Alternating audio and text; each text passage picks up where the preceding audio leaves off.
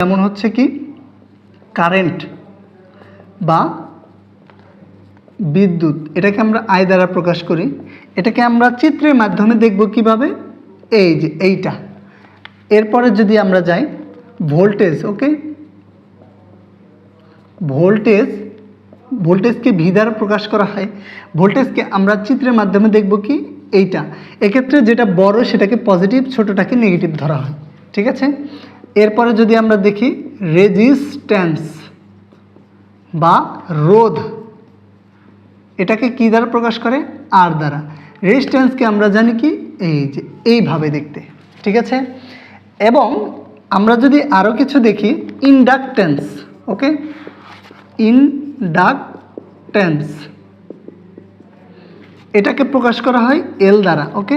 ইন্ডাকট্যান্সটা দেখতে এই যে এই রকম, ওকে, এটা হলো ইন্ডাকট্যান্স। এরপরে যদি আমরা দেখি ক্যাপাসিট্যান্স,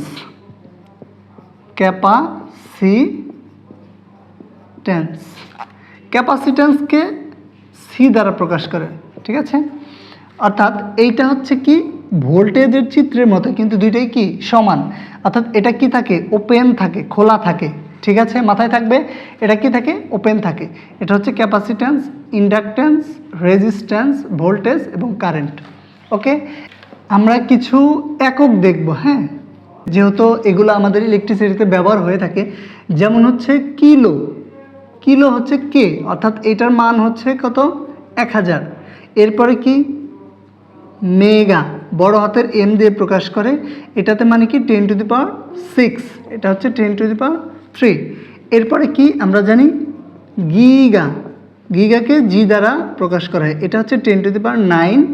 এরপরে আমরা জানি কি টেরা, টেরা হচ্ছে 10⁻²। এইভাবে আরও অনেক রয়েছে, ডাটাগুলো এইভাবে দেওয়া থাকে, এই ইউনিটগুলো জানা দরকার, ঠিক আছে।